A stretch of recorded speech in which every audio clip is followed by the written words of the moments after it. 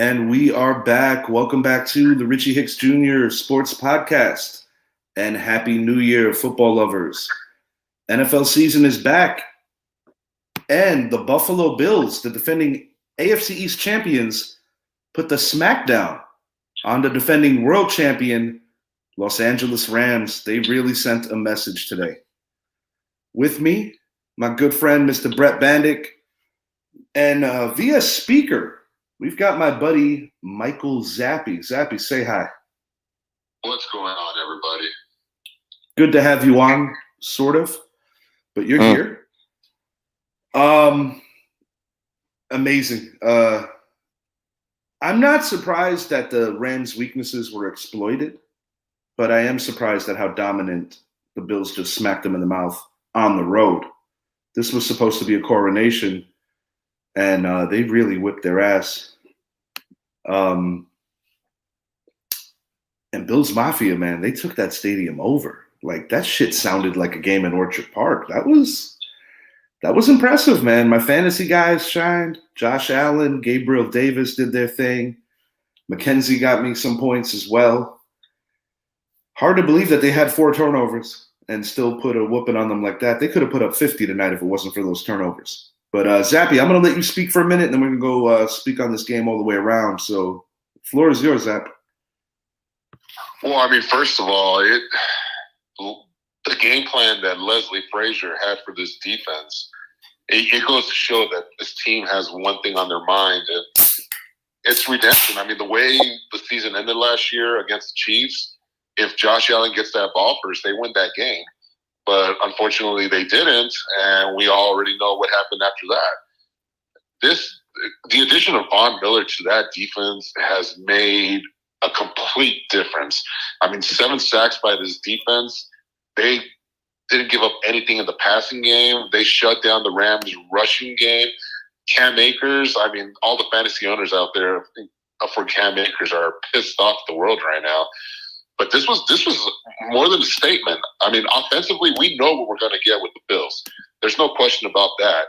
Defensively, we know what we're going to get. But, wow, did they look like an even better number 1 defense in the league compared to last year. And that's without the likes of Tre'Davious White out there, who, of course, did not play in that Kansas City Chiefs game last year. But, it's amazing to see this Rams team. I mean, they just looked like they didn't belong there at all. Like, you're the Super Bowl winning champs hosting the Thursday night football game, and to get blown out at your own home field, and what, like you said, with a fan base that was maybe 50-50, I mean, that was embarrassing on many levels. And then you talk about their star players, Matthew Stafford, he didn't look like a top 5 quarterback at all, not even a top 10 quarterback. Jalen Ramsey, I mean, this guy he was targeted 7 times, gave up a perfect quarterback rating for 6 receptions and 124 yards and 2 touchdowns, I believe it was.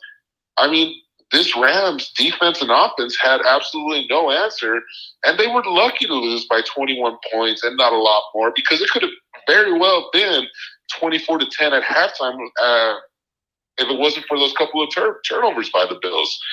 So, it was definitely a statement made, and as far as the NFC goes, it goes to prove even more now that the NFC is wide open. And the Super Bowl hangover may very well live with the Rams this year and not so much with the Bengals. I have plenty to say on what's wrong with the Rams, but I want to let Brett get on this. Yeah. I mean, Zappy said it all, man. And him and I don't agree that much. But, the Super Bowl hangover is in full effect right now. I mean, granted, it's week 1. It's a crapshoot. You really don't know what you're going to expect. But Rams did not come out prepared for this game.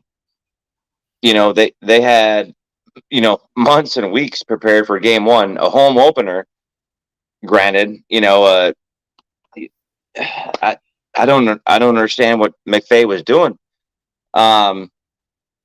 It was kind of I loved seeing football on TV again, But man, I wish it would have been a better game. I mean, like Zappy said, Akers was out early and often.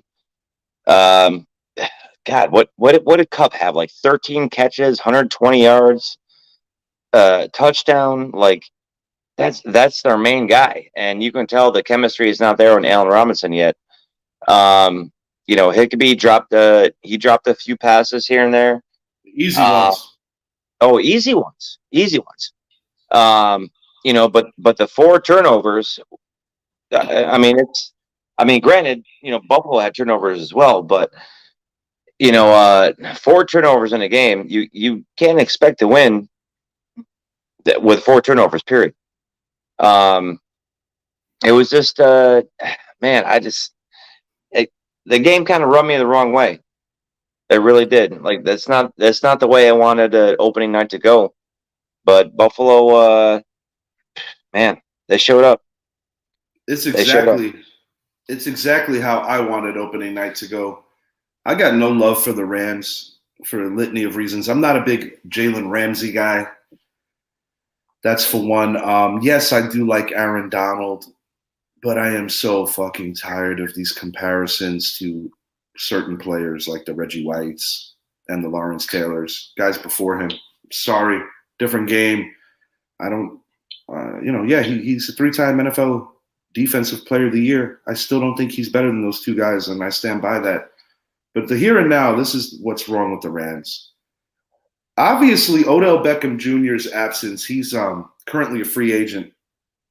If I'm the Rams, I am begging him to come back because his absence was severely missed and it was noticeable today. And yes, to your point, Brett, Cooper Kupp racked up a ton of fantasy yards. Mm-hmm. But honestly, most of it was non-impact for the game. Both of Allen's interceptions were both responsibilities of his slot receivers. One hit Isaiah McKenzie in the hands, misplayed the ball, easy pick. And the other was Jamison Crowder, a similar play that should have been caught. The fumbles are the fumbles. I mean, you can say that about Stafford too. Like the last 2 picks that he had. The third pick was, ball off the hands, safety caught it, INT. The last pick was a tip. The last pick was a tip off the defensive lineman's hands. He caught it, returned it for 20, 25 yards. Well, I'm getting to that. The pressure that Stafford was under. Von Miller had a party back there. They're Huge. missing the recently retired Andrew Whitworth. That is another huge player, recently retired. The Rams' O-line is better than they looked. I mean, you got to give credit to the Buffalo front 7, but you also got to take into account that they put this beat down on the Rams without Tre'Davious White. Mm-hmm. And this is the scary part. Buffalo played a sloppy game and still managed to whip their ass on that level. Josh Allen literally looked like the kid that's playing peewee football, but he's not a kid and everybody else is little. That's the kind of impact that Josh Allen showed me today. Literally left off where he was last year in Arrowhead when he had a phenomenal game. The connection with Gabe Davis is going to continue to get better, thanks to Stephon Diggs. And I think the combination of Crowder and McKenzie as his 2 slot people, ultimately the job is for McKenzie, but Crowder is the veteran. So you're going to see them split in time until McKenzie gets consistent enough where he becomes the slot guy. Running back is wide open after Devin Singletary because Cook and Moss both put a ball on the floor. Yeah, they both fumbled. Yeah, they both fumbled, but I mean, what more can you say? I mean, they dictated the game flow. They pushed around the Rams O-line. They did. But the problem is, and this happens every year, it's week 1, guys. It's week 1. No, this is bigger than what week it is, Brett. These are 2 teams that are supposed to be Super Bowl contenders. Supposed to be, yes, but It it's doesn't week one. matter. It doesn't Week one. matter what week it is. You cannot dilute what happened. And what happened was an elite team beat a pretender because the Rams are not the same team that they were last year. And if we're going to really be fair, it kind of supports my theory on the Rams that they caught a nice share of breaks last year to get where they got. What, the zero blitz? Well, the zero blitz certainly didn't help, but I'm even going as far as Green Bay had their number. They didn't play them. They had a 10-point deficit going into the fourth against the 49ers, a team that almost beat them 3 times last year. And mind you, that was with a better version of a roster that featured Odell Beckham Jr., that you had Andrew Whitworth, who was the glue of that offensive line.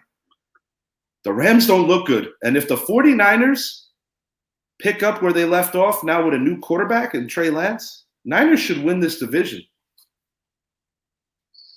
We'll see. Yeah, and to piggyback off of what both of you are actually saying, the loss of Andrew Whitworth was on full display tonight, especially on that one play where Von Miller got his second sack.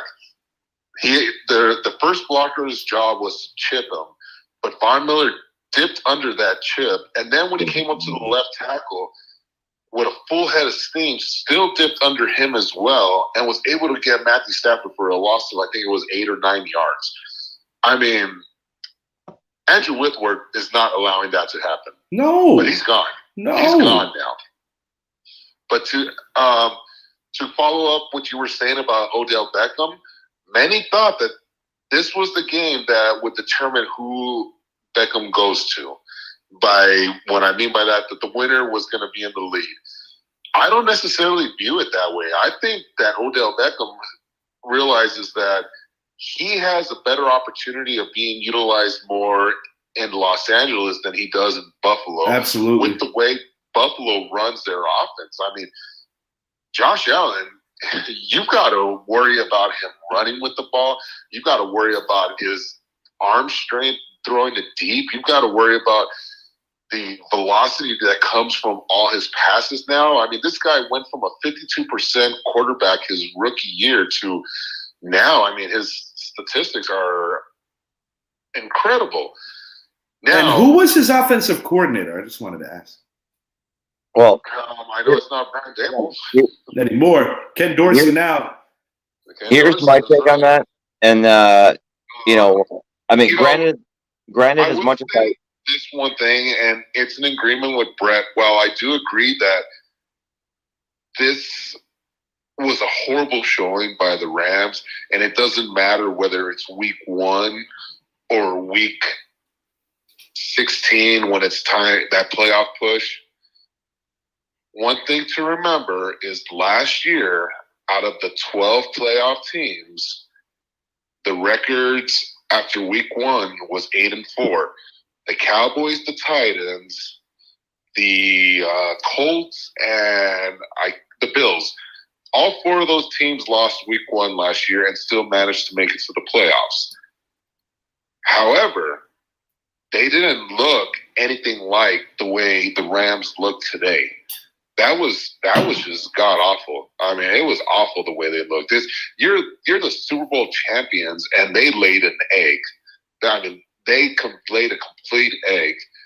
Their best highlight, honestly, was Cooper Kupp's tippy-toe touchdown, and then the 57-yard field goal that would have been good from 68. Other than that, I mean, yeah, Cooper Kupp got his yards in the second half, but they, like you said, they had no impact on the game whatsoever. Like, yeah, you'll get you your gimme yards, but Jesus, no way. It's not quite sound the alarm, but it's there's that way. And I agree that we're going to see what this 49er team looks like this week. But if the Rams come out looking like this against that Niners defense, they're not going to beat them. They're not going to, and they're going to finish the year with 10 wins, 7 losses, and probably on the outside looking in when it comes to the playoffs because they've got a really rough schedule. And I can't just naturally say that they're going to be better than the Cardinals after what I saw tonight either. Go ahead, Brett. Well, there's one thing that you're not going to see on the stat board, and that is time of release from Josh Allen's arm. That kid, like his release was what 2 point. It was like 2.28 seconds, something like that. Like like the amount of time from the snap of the ball from him throwing the ball was undeniably the big factor in the game. And you could schematically plan for Donald. That was the other part. No, Aaron Donald couldn't get to him. Whatever blitz package they threw at him, the ball was out of his hands. And it was just, you're not going to see a stat like that. But that was the big factor of the game. Like his release was so freaking quick. Like I mean, that's like man, that's Aaron Rodgers shit. That's Tom Brady shit. Like it's just it's ridiculous at what he did tonight. It really is. Even bigger than the release. The thing is that the Rams became very predictable as to how they were going to plan to attack getting to Josh Allen. They were able to run the ball on them when they needed those tough yards. The combination of Crowder and McKenzie, even though they both made mistakes tonight, ate up Jalen Ramsey. They got Jalen Ramsey playing in the slot, and he got lit up. Mm-hmm. Jalen Ramsey essentially just got cooked all night. And I will say this, it's only one game. But one game in, the Bobby Wagner addition does not look like it makes up for the loss of Von Miller. No, not one bit. And I was literally about to hit on that. The loss of Von Miller is a lot bigger than we thought it was going to be, and a lot bigger of an addition for that team, which pisses me off even more as a Cowboy fan because he wanted to go to Dallas. Yeah. And that Rams defense. I mean, Leonard Floyd is not the answer. I'm sorry. He's had years to prove, and he still hasn't. And it's too much. And the other thing I want to mention to Brett is, like, I understand, it's just week one, but it's not just week one. The whole league just got a scope of the issues that the Rams are going to continue to have, because next week they still don't have Andrew Whitworth. They still don't have OBJ. Allen Robinson is going to take a time to mesh into that offense. Yeah. Because you can't put a price on chemistry. And although the Rams are the defending world champions, they don't even have the same rapport outside of the Kupp-Stafford connection. And when you look, and you talked about time of release, like how quick you get rid of the football. Matthew Stafford will be a Hall of Famer one day, but he is not on the level of athleticism as a Josh Allen where he can improvise when his line is caving in. He cannot do that.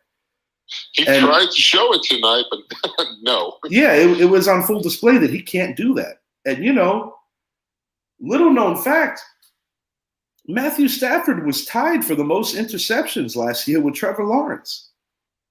I'm not trying to turn this into a Rams hate show, but when I say wholeheartedly that I think the Rams caught every conceivable break to win the Super Bowl last year, I really do mean it. If Tom Brady had a couple more minutes, Tampa wins. If the Packers beat the Niners, the Packers probably beat them. If one of Stafford's horrific passes gets picked off, it hit the Niners safety right in the hands, the game's over. They caught every conceivable break, and they played a Bengals middle of the road, and I'm being nice about it last year, middle of the road offensive line. And they still almost lost. Nice, considering they gave up 6 sacks in the second half. Right. But that's what I'm getting at, that they still almost lost to the Bengals. I'll be right back, boys. There will be no repeat. There will not be a repeat. And let me say this. the one thing the Rams do get next week is a break while hosting Atlanta. But after that, let me read off their schedule.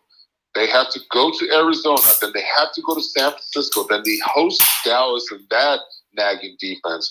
Then they host Carolina and that nagging defense. And then they play the 49ers again. And then they have to go to Tampa. Then they play Arizona.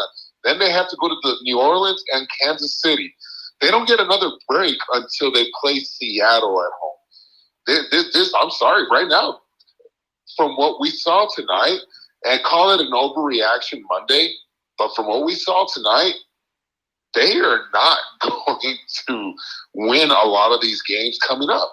They're just not going to.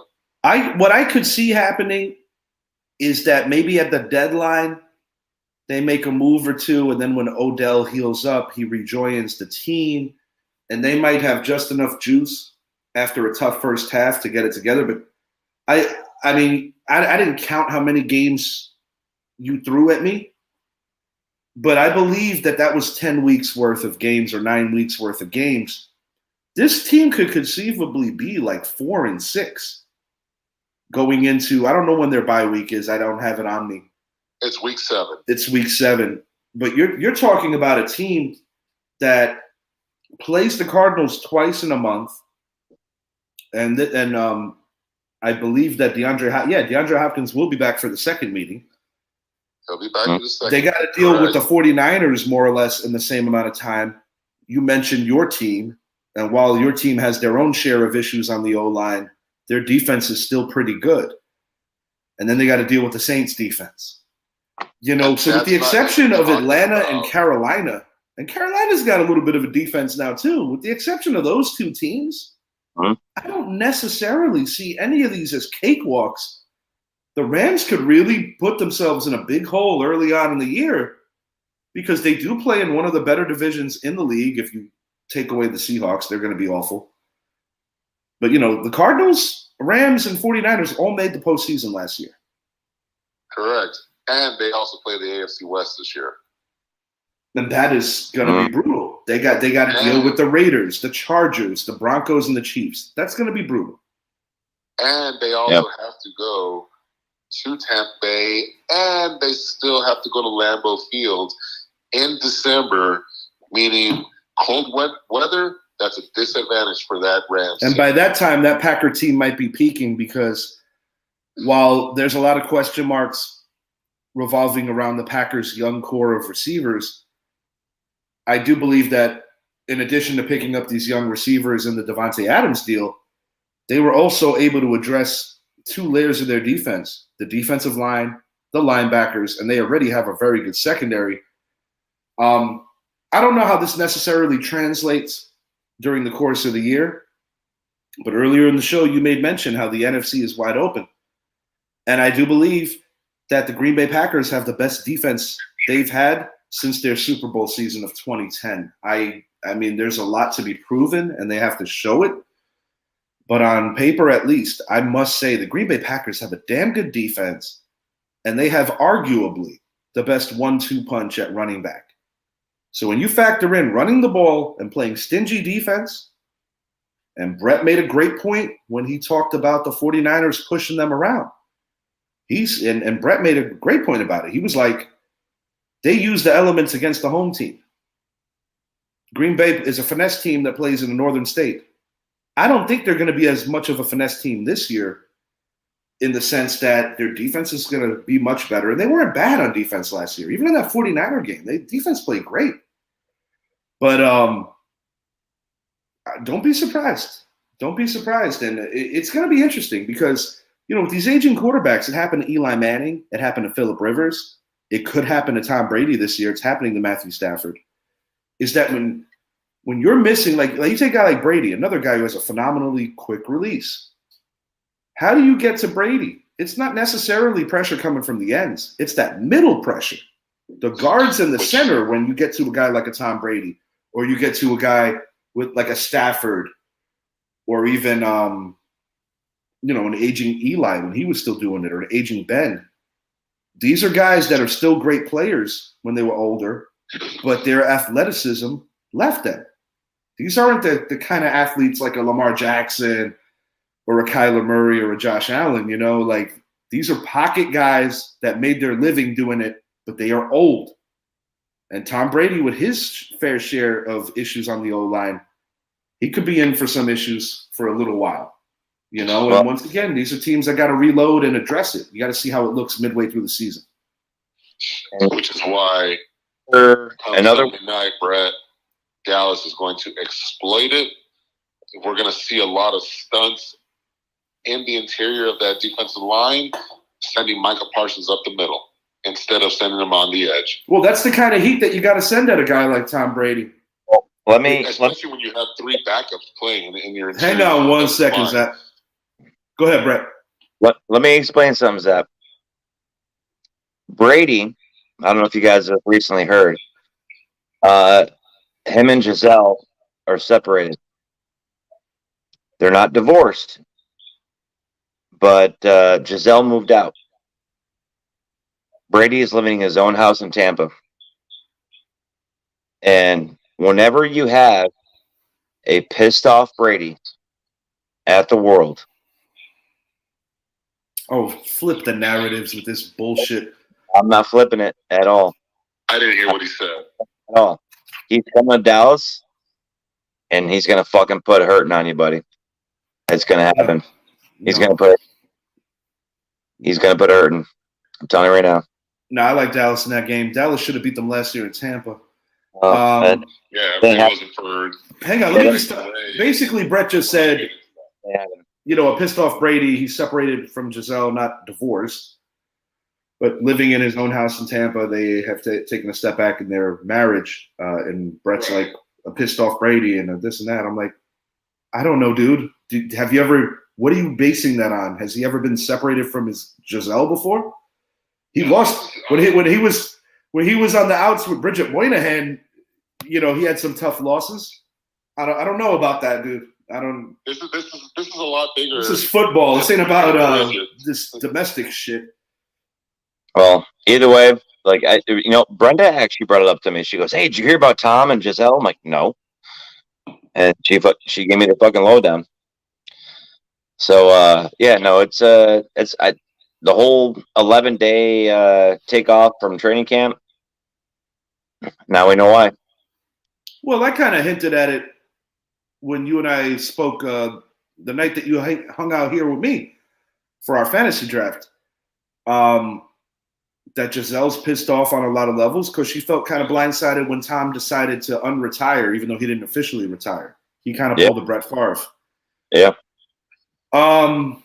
She wants him home. I mean, it's become abundantly clear that she feels that her family at this point is taking a hit for his football endeavors, not to mention her career, because she made a lot of sacrifices for him to continue to play. Costa Rica, man. She gone out in Costa Rica with kids.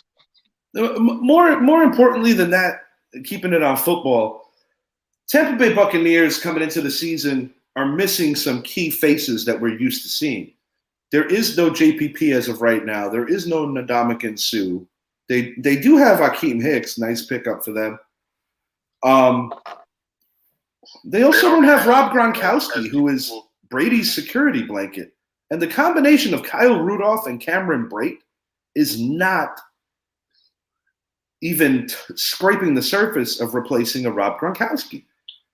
Godwin's banged up. Week 1, we'll find out. Julio, often injured, but getting an opportunity. And they got Gage.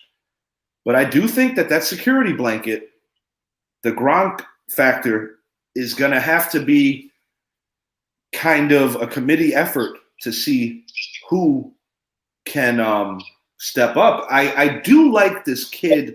And Julio might be a guy. I like Rachaad White.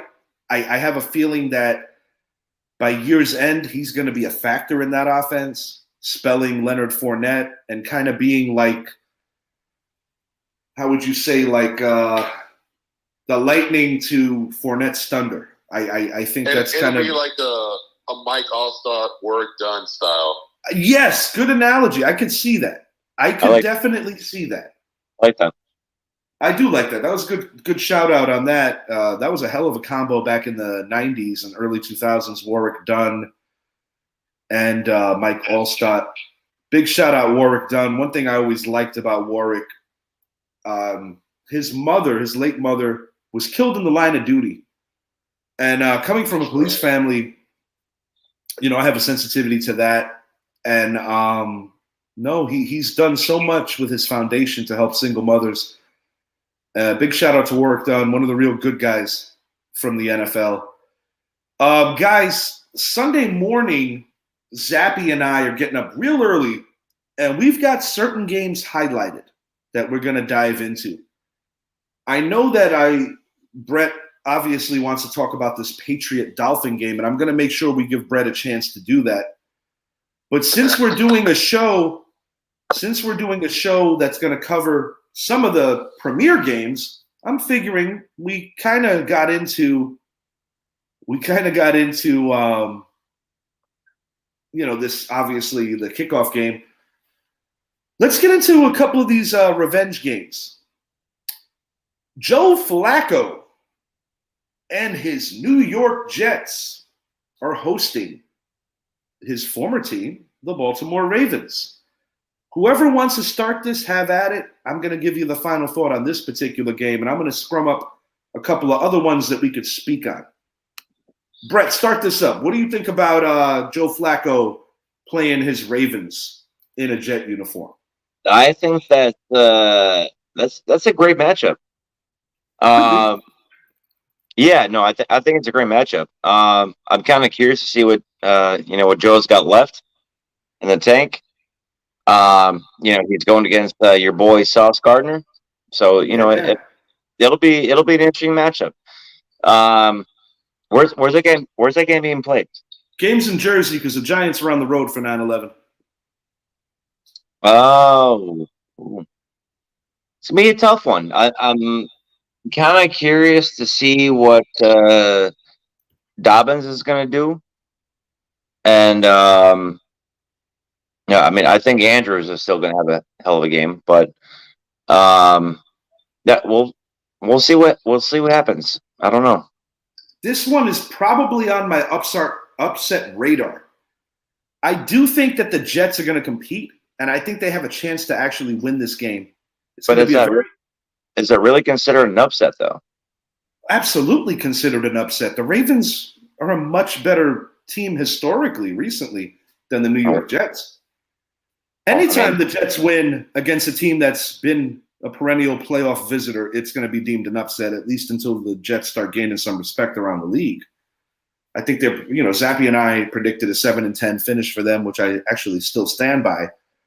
I'll put it to you like this: if there is an upset, this is one of the hot ones that I could see going down. I'm going to give the Jets a valiant effort, but in the end, I think the Ravens win it, and I think the game might actually, in the fourth quarter, get very offensively oriented. I'm going to go. I think Lamar's going to have a field day. I don't know about a field day. That Jet defense is not that bad, but I do think that not bad. I don't think I don't think Sauce has ever seen a guy like Lamar. You know what I mean? Like, he's used to, like, you've been praising Sauce all season already. Yeah. But the bottom line is that he hasn't been targeted all preseason. Well, this is my bottom line. The Ravens don't have anybody that Sauce can't handle. Well, it's not the point, but he hasn't been targeted at all. Like, they're playing them this week. It should be the point. Has not been thrown on his side of the field when he's in the game. Yeah, so, and don't be surprised if it's not thrown on his side of the field this week.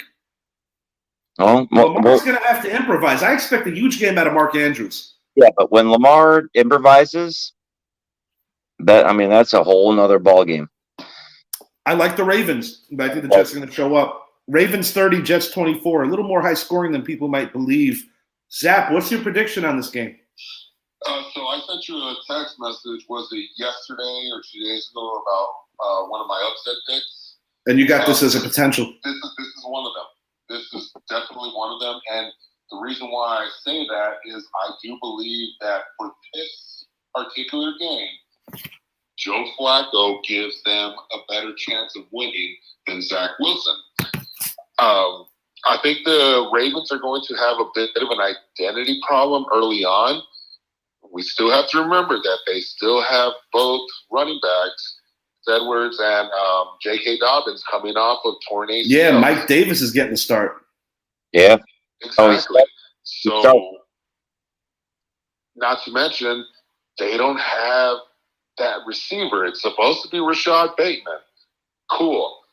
But Sauce is going to lock his ass up. Have more together right now. And I am actually picking the Jets to come up with an upset, a score of 24-22 type. I think they're going to be playing inspired football. And I think one of the X factors of this game is actually going to be Sauce Gardner because, like you said, he's going to be able to follow on any of his receivers, whether it be Rashad Bateman or Devin Duvernay. Mark Andrews will be the X factor for the Ravens offense, but I don't necessarily know if it's going to be enough. It could be similar to what we saw tonight with Kupp. Yeah. And Lamar Jackson, I mean, it's Lamar. He's going to get his. He's going to run the ball and stuff. But I fully anticipate a very loud stadium that the crowd is going to impact the game a little more than people seem to think. It's a very emotional day. Very emotional day for whoever the home team would be. Brett and I have had these conversations in the past, and we both feel that Washington and both the Giants and Jets should be home for the weekend of 9/11 games or 9/11 itself. Mm-hmm. I mean, I'm sure that the Giants are going to get a decent. They're going to be treated well in Tennessee. You know, Tennessee's a good football town. And I like the challenge of going on the road week one with a new regime. I think it builds character. But Brett and I have both agreed that given the history of it, the two New York teams and the Washington team should be at home every time. It's just the way it is. Kind of like how we have that getting forced to watch the Lions on Thanksgiving bullshit. Well, guess what? You should be forced to watch the G-Men and the Jets that day too. Have you guys watched any of that Hard Knocks? Monday Night Football, Sunday Night Football. Split them up. Obviously, you got to redo the field. They play in the same stadium. Go ahead, Brett. Have you guys watched that Hard Knocks Detroit Lions shit yet? No, I have not. It's actually really good. I'm actually rooting for the Lions. Oh, good, because they had a guy in there. Pittman was his name.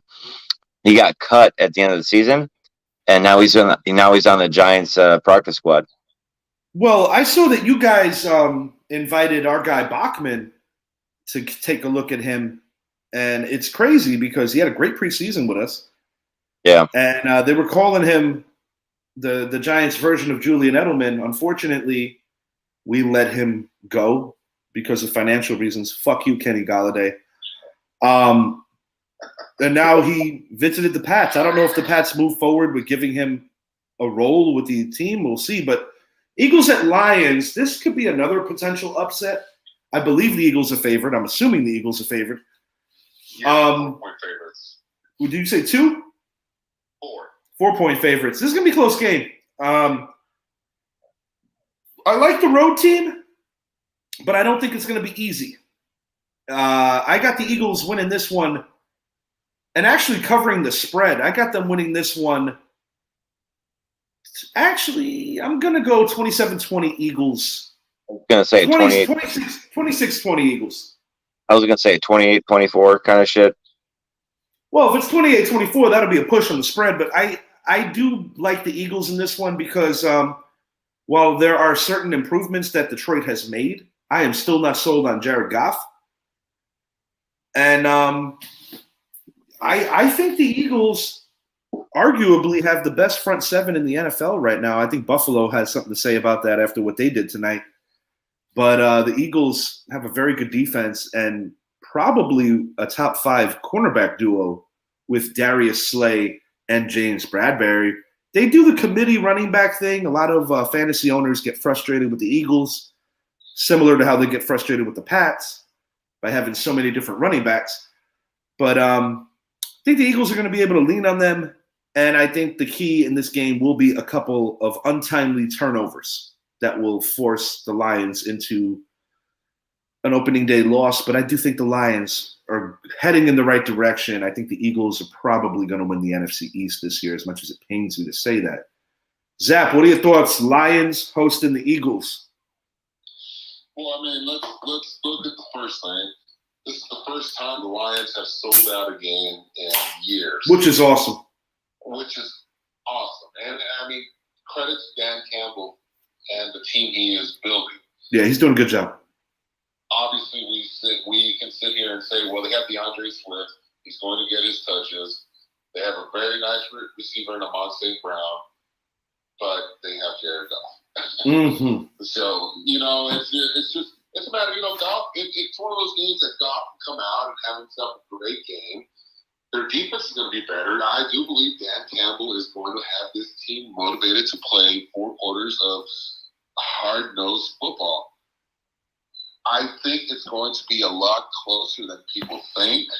I could very well see Detroit covering the spread, where it's going to come down to a costly turnover late, and the Eagles move the ball down the field for the game-winning field goal type of deal. I have the Eagles winning, but I think this is going to be more of a test for Philly than it is for Detroit. Well, it's going to be a raucous crowd. People make fun of the Lions all the time, but those people are very passionate over there, and they're starving for a winner. It's going to be a good game, dude. Colts, Texans, I'm just going to go over this real quick. Watch out that Jonathan Taylor doesn't go for 200 yards on the ground. I think they're going to just steamroll them. It could be really ugly, really early. Now, the Texans are the home team. I don't think that has any bearing on this. I think Matt Ryan is going to really enjoy his new receivers. But I got Jonathan Taylor having a big day on the ground. And I think the Colts defense is going to cause a few turnovers. Watch out for Pierce. I think Pierce is going to have a decent day. I think Pierce is going to be phased out early because of the fact that they're going to be down by too many scores. I don't know about that. I don't know. I really don't. I have a pretty confident idea. I'm pretty sure you do, but once again, it's week 1. Anything can fucking happen week 1. I don't care what week it is. I go by who's the better team and what's happening. Colts, a lot of buzz around that team right now, and they do not like the way their season ended. The Texans are literally a shit show right now. I do like Dameon Pierce. I saw him at UF, and he might have a good season, but I don't think he's a good ball player, but I don't think he's going to have much influence on this game in terms of the result of it. We'll see. Zap, anything you want to say about this game? I actually, this is one of the games I looked at over and over again. And while we've done our analysis on the AFC South, and obviously we've all agreed that we believe the Texans are going to finish last, there's just something about this team right now that I can't wrap my mind around, and it's bothering me. I'm not saying they're going to come out this year, win 11 games, and so shock the world, make the playoffs type of deal. But I think they're going to be a lot more competitive than people think they are. I think they're going to rely a lot on Davis Mills, and I think he's going to accept the challenge and do a really good job, actually. The one thing that shocked me was them cutting Marlon Mack. I never thought that was going to happen, but it did, which is more credit to Dameon Pierce. Yeah, it opens it up for Pierce now. Marlon Mack, I hope it's not the end of his football story. I hope he gets another shot with somebody. Yeah, I agree. I do think the Colts will win this game, but I don't think it's going to be easy early on. I think they're going to have some growing pains, the getting the chemistry down together. Yes, it is Matt Ryan. This guy has won a lot throughout his career, and he does have new toys to play with, and it's always easy when you have Jonathan Taylor there. But I just see the Texans coming out early and playing some motivated football. I have more of a 27-17 type game. I don't think it'll be a runaway, but I do think they will break it open in the second half, kind of like what we saw tonight. So you and I both agree the Colts win this game. Brett, who's winning? Colts. You think it's gonna be close though? Yeah, I think it'll be like 26-16, 26-18 kind of game. Like Zappy said, I think they'll have some growing pains at the beginning, but I think they'll break away in the second half. Jonathan Taylor is what it is. And Matt Ryan will make those third down conversions, but at the end of the day, I think that the Colts have the experience and the drive to win. So I'll take Colts in that one. Jaguars at the Commanders. You got a new coach in Jacksonville, Doug Peterson, who I do believe is going to help develop Trevor Lawrence into being a much better quarterback in year two. Year one was kind of a wasted year for not only Lawrence, but the organization itself. I think that the Jaguar running game is going to keep them in this game and keep them in a lot of games. In the end, I think the Commanders win this despite having some issues on their defense injury-wise. I'm not expecting a very high-scoring game here. I'm going to go Commanders 23-20. I think it's going to be close, but the Commanders are going to win this game. This is so I know we did our coincidental games for opening week. This is this is one that we didn't hit on actually, being that Doug Peterson is going up against his former quarterback in Carson Wentz when they were at the Eagles together. Yeah, I didn't really think about that until you just said it right now. Yeah, maybe it's because I see Wentz is so far removed from the Eagles. But yeah, I do believe that it's going to be a close game. I mean, I believe the Jags are only 2.5-point underdogs for this game. I have it the same way you do, a 23-20 type game. I don't think it's going to be a very exciting game. It'll be, just one of those that if you're flipping through the channels and you see it's on, you'll watch it for a few minutes. But all in all, on paper, Washington has the better team. Trevor Lawrence does have a lot of new toys in the receiving room and at running backs, especially getting Travis Etienne back. And for that reason, I think they'll make it a competitive game. They have a good defense. If they can get to Carson Wentz a couple of times, maybe they can pull up the upset and win by a field goal themselves, a 24-21 type game. But it's just not one of those games I'm really invested in whatsoever. I think that it's going to come down to who has the ball last, going down the field to kick a field goal to win the game. Yeah, these 1:00 games, and like I said, we're covering the premier ones on early Sunday morning. We wanted to make sure we gave these other games some love. Yeah. Brett, what's your thoughts? I think it's going to be a field goal battle.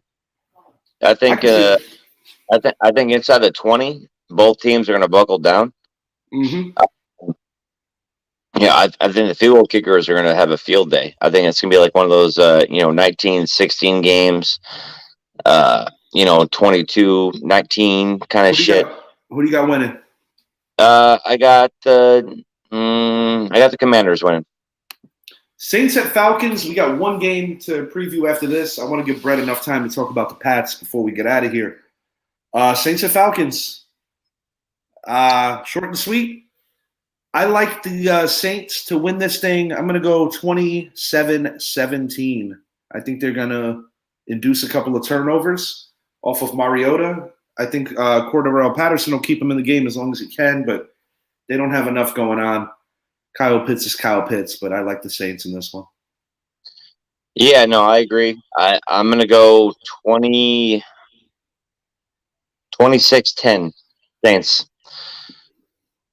Kamara's going to do his thing. Falcons really don't have a defense or a quarterback. Kyle Pitts can only do so much. I'm not going to diss Mariota all that much. I just don't think that the Falcons are that good. Yeah, they're not. Zap, what you got on this? I think this is going to be a coming out party for the Saints. I think it's going to be a closer game just simply because it is a rivalry game. Mm-hmm. And the Falcons do usually play the Saints really well. And especially with Arthur Smith as their head coach, he has that Bill Belichick mentality. You're going to play for me or you're going to sit your ass on the bench. Right. But let's be real. This Saints team is just much better. Their defense is dominant. Yeah, their defense is top 10 for sure. Mike Thomas. They have Mark Ingram back, team back up with Alvin Kamara. And let's not forget they drafted Chris Olave in the first round. Oh, I didn't forget. I think the Saints win this game running away. I see it more of a 34-17 type game instead of a close game. I think the Saints are just going to knock them around early and often. All right, we're all in agreement on the Saints. Last game before we let Brett hit on his team. I want to save Brett some time towards the end here. This is probably the fucking worst game of the week. The Chicago Bears at the San Francisco 49ers. For those who are trying so very hard to find a storyline, you got two young quarterbacks. You got Justin Fields and you got Trey Lance making his first start of his career. Well, his first start is the 49ers in the new direction. Jimmy G still kind of – second start. Jimmy G still kind of, overseeing things from behind the shoulder. Not all that safe for Trey Lance. Jimmy G could get dealt at the deadline. Who knows what they plan on doing there. This is going to be a beatdown in a big way. I'm going 49ers 34, Bears 9 or 6. Fun. Yeah. I was gonna say like 30-10, 31-12, some shit like that. But I just don't see the Bears scoring a touchdown in this game. I just don't. I'm on the same page with you. Yeah, not much to talk about here. If there's something profound that you got to say about this game, Zappy. If not, I want to give Brett just enough time to give his preview of Dolphins Pats, which we're going to revisit on Sunday. You and I. I guess the only thing I can say really is Trey Lance, making his second start. He did have his first start last year against Houston. He looked okay, but he's actually had a full offseason where he's the guy. Mm-hmm. They're going to run the ball. Yeah, make him comfortable. George Kittle will hurt some, but that defense is going to be swarming all over the place and giving Justin Fields so many problems. I think it's going to be very similar. I think it'll be a 34-13. I do think that the Bears may get a touchdown late, but like garbage time, real late then. Okay. I'm just not sold on Justin Fields, first of all, and I do believe this Bears team has a lot more work to do right now. And the Niners, let's face it, they're one of the top teams in the NFC. Undoubtedly, and after what I saw tonight with the Rams, I would have to think they're definitely a threat to the Rams. And, it's only week 1. A lot of time left, but it's going to be interesting. All right, Brett, the floor is yours. Your Patriot outlook. We are giving you a second go at this. Last time you were a little disgruntled. I want to hear more than about Devontae Parker. Yeah, you guys pissed me off last show, so whatever. It is what it is. We did our job. Yeah, sure. To be honest with you, we don't have a very great track record in Miami, and that's in the Tom Brady era, the whole 9. Yeah, that's a good point. I don't like our chances. Down south. I think we'll have a better chance at home second time around. I'm gonna go out on a limb here and say, we'll take the L in this one. 24-17 Miami.